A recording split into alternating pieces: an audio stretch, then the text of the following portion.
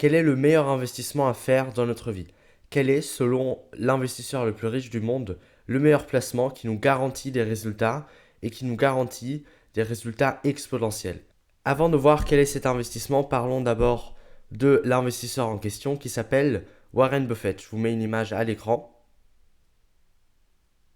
Et ce monsieur, c'est ni plus ni moins l'un des hommes les plus riches de la planète. Et justement, dans une interview, on lui a demandé quel est selon vous le meilleur investissement à faire dans une vie. Ce à quoi il répond, l'investissement en soi-même. Et je vais vous expliquer pourquoi cette réponse est selon moi réellement la réponse valable pour le meilleur investissement qu'on peut faire dans une vie. Alors premièrement, l'investissement en soi-même, ça veut pouvoir dire plusieurs choses.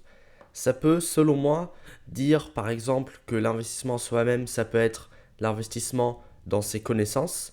Donc ça va être acheter des livres, acheter des formations ou simplement apprendre au fur et à mesure de sa vie.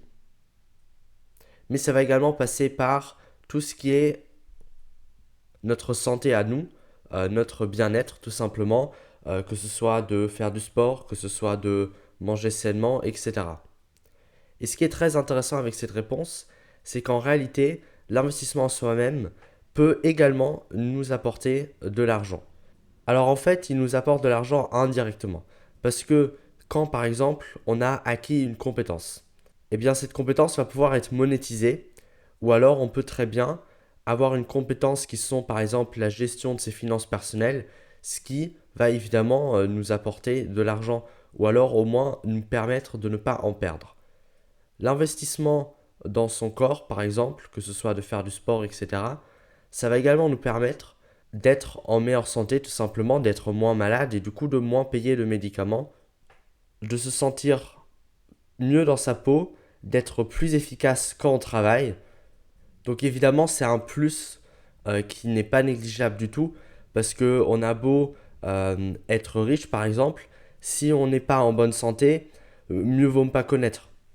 Donc en fait, ce qui est intéressant, c'est que il y a tout un tas de choses sur lesquelles on a des facteurs et qui peuvent en fait nous rapporter des résultats sans même dépenser un centime. Ou en tout cas dépenser peu d'argent. Mais il y a également des gens, par exemple, qui achètent énormément de livres. Par exemple, moi, j'achète beaucoup de livres. Eh bien, c'est un investissement que je fais également sur moi-même. Puisque grâce aux livres que je vais lire, je vais apprendre de nouvelles choses qui vont me permettre ensuite d'appliquer ces conseils-là dans la vraie vie, ce qui va également m'apporter des résultats.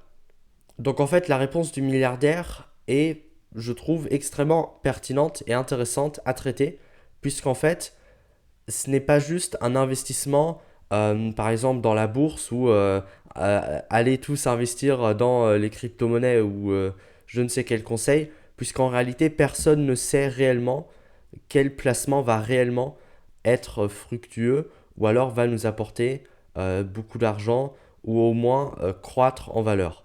Alors que l'investissement en soi-même, c'est pas une valeur sûre, mais c'est une valeur qui est dans la plupart du temps toujours pertinente et toujours intéressante à développer. Sachant en plus que notre temps est limité, alors que l'argent on peut en perdre, on peut en gagner, notre temps à nous, il est limité et donc il faut l'utiliser à bon escient.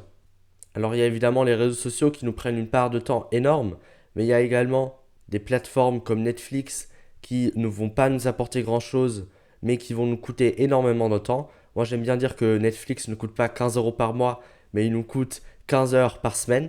Et tout simplement essayer de privilégier des vrais moments où on va sociabiliser avec quelqu'un, ou alors des vrais moments où on va se former, où on va lire, où on va suivre des cours, où on va suivre des formations, etc. etc.